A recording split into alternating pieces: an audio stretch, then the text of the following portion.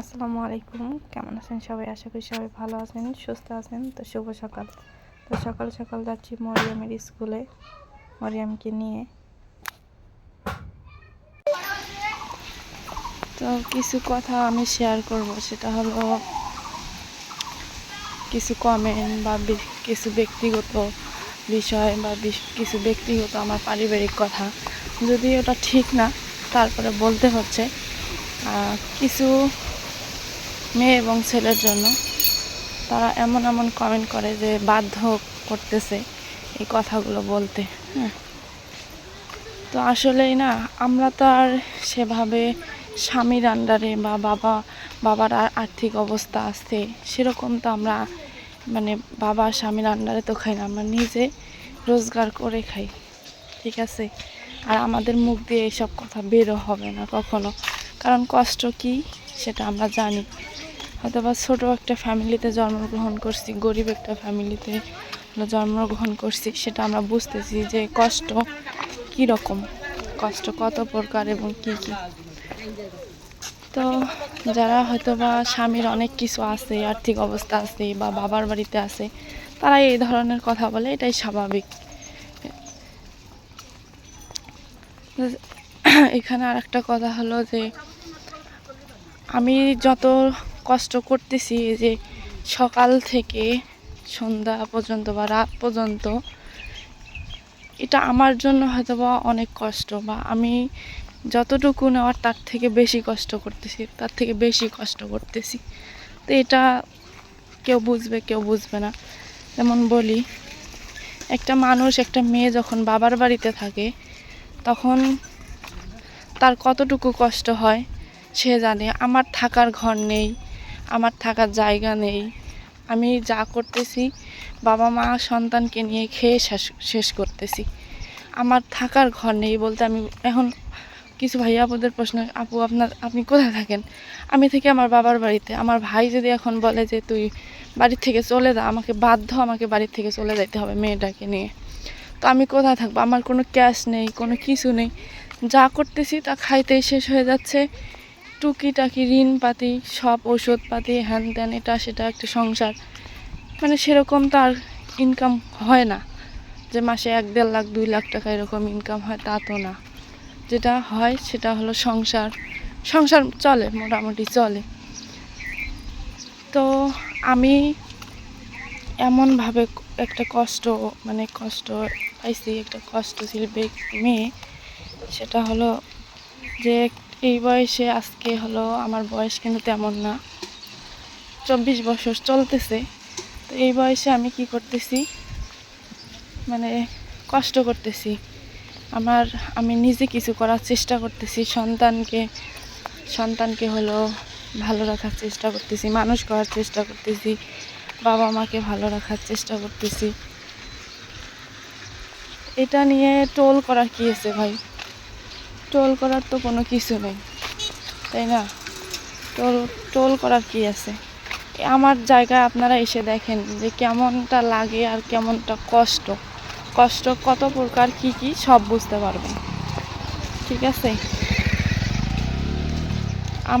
আমি শুধু এই কথাগুলো বলতে চাই নাই, নিজের ব্যক্তিগত কথাগুলো, কিন্তু বাধ্য করায় একটা কথা কি, যে আমার খালা নাকি হলো ভিক্ষা করে খায়।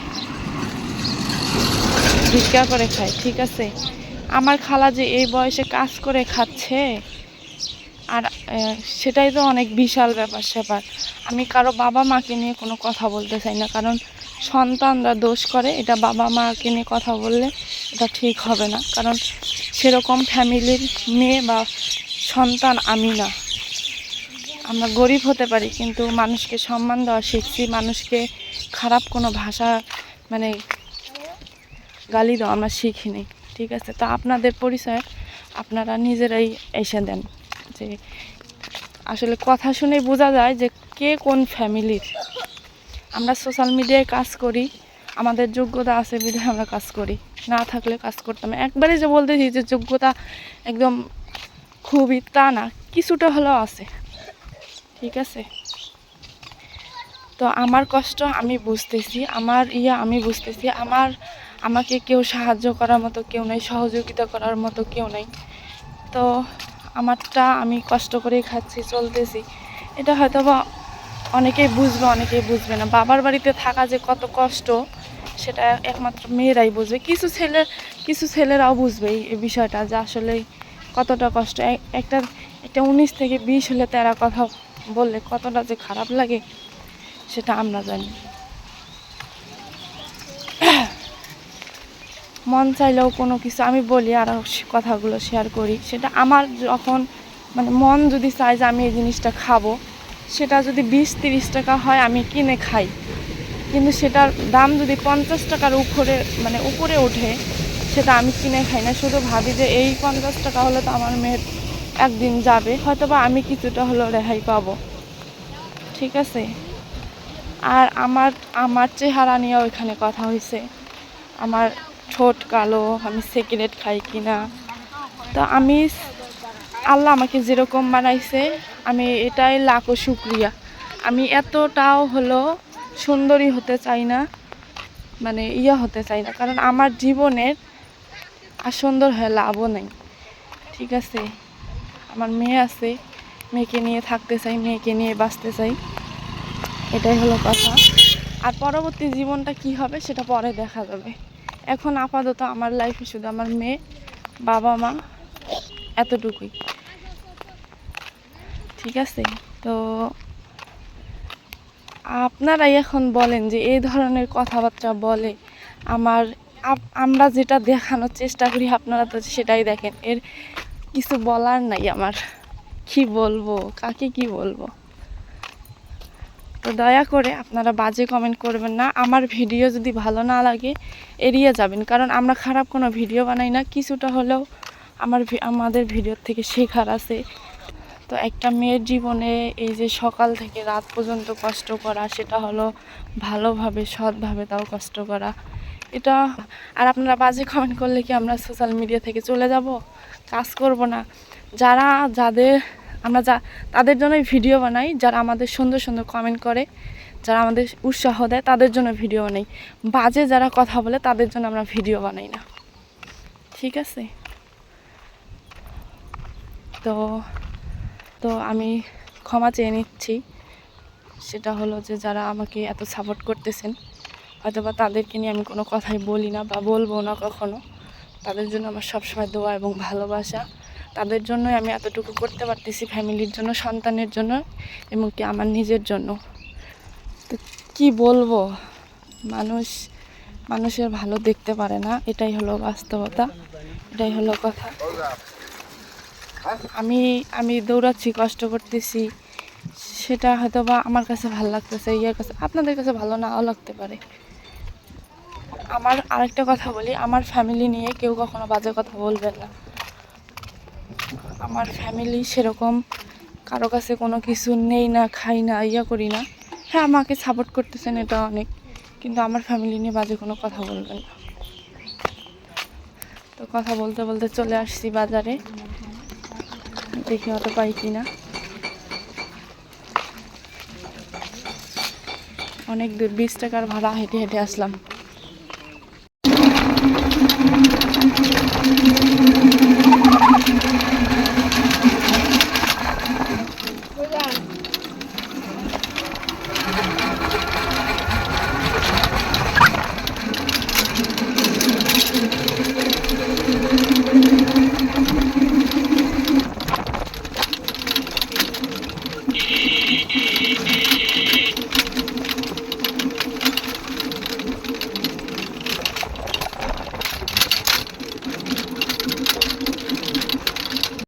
এই যে মরিয়ামের স্কুল থেকে চলে আসছি, প্রায় আধা ঘন্টা হয়। যে কাপড় চোপড় খুললাম, মরিয়ামের কাপড় চোপড় ধুয়ে নিলাম। আর আমাদের বাড়ির অবস্থা দেখেন। তো আমি পিছন ক্যামেরায় সব কিছু দেখাই, তাহলে বুঝতে পারবেন ভালোভাবে। মা খালি কয় খড়ি নাই, খড়ি নাই, আর দেখেন কত খড়ি,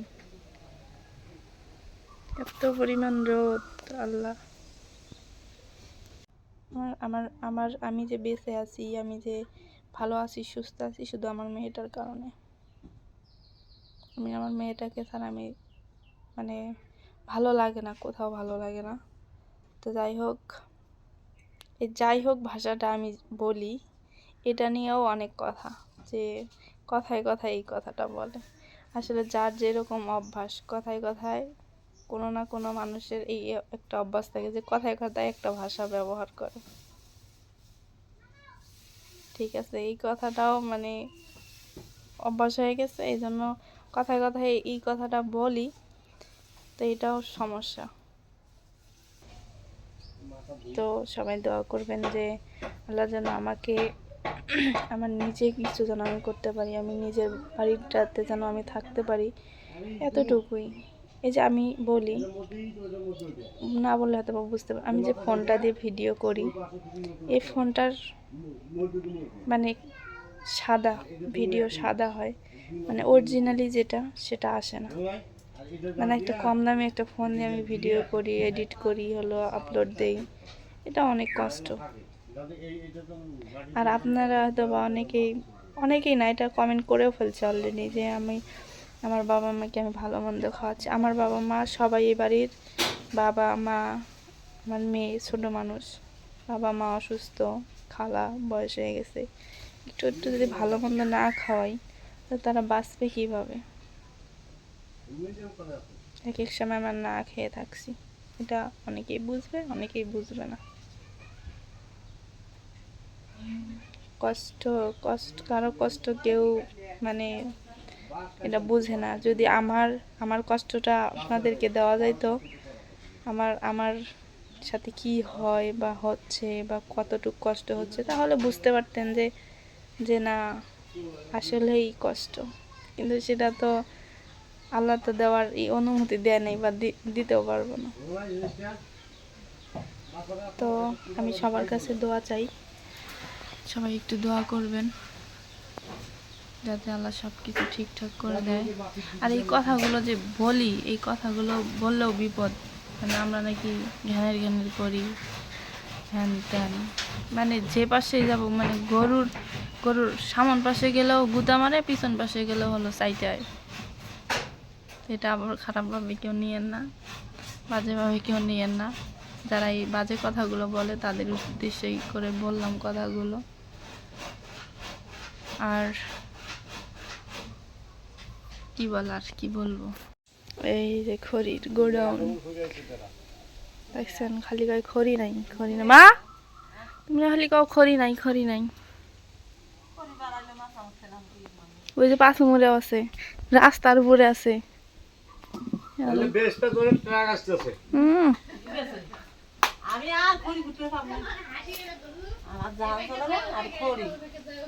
খড়ি বেচবো, আর মনি কব মা ইয়ান ভ্যান মতো করে খড়ি কিনে অনেক। আমি খড়ি কিনবো নাকি, মা ওই যে কত খড়ি দিচ্ছে, এলেই তো হলো 3 বছর জাল দেওয়া দেবো, আর আবদার উপরে আছেই।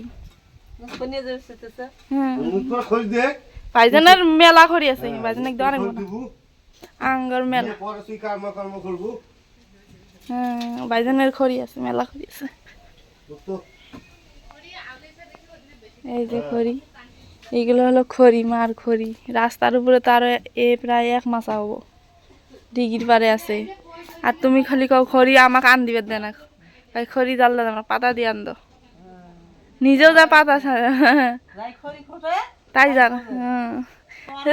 এলে খড়ি দিয়ে দেখো কত খড়ি পয়সা গেছে গা। পুষ্প কিসের জন্যে, পুষ্পটা কিসের জন্যে? ধান চাউলের, হ্যাঁ ধান চাউলের হিসাব আলাদা, খড়ির হিসাব আলাদা। তাহলে পয়সা গেছে গাজা। এই হলো অবস্থা। যে ছাইলাতে হলো গরু থাকে, ওই পাশে গরু থাকে আর এই পাশে খড়ি রাখে আর কি। এই ঘরও আমাদের ভেঙে গেছে, হলো মানে সব কিছু হলো বাঁশ বাঁশ বাঁশ এগুলো সব কিছু হলো বাঁশ। এখানে বাঁশ ছাড়া কোনো কথা নেই, খালি ওই ঘরটা একটু সিঁড়ি টিড়ি দিছে। প্রথম নাকি দ্বিতীয়? প্রথম হয়েছে। এগুলো সব কিছু বাঁশ, মানে কোন দিন যে এটা ভাঙ্গিয়া পড়ে এই হলো অবস্থা। এই দেখেন সব বাঁশ, মানে একটা মানুষ আর কয়টা সামলিব, আমি আর সামলিতে উঠতে পারতেছি না, সব শেষ ঘরের অবস্থা।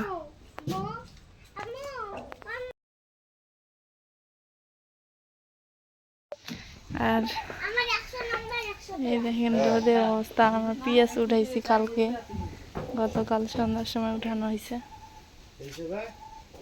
এই কটা পিঁয়াজ 2 কেজির মতো হবে আর কি। চুলার পরে তো অবস্থা খারাপ, মানে বসাই যাবে না, বিকেল না পড়াবো এই পর্যন্ত সে আসবে আর কি। তখন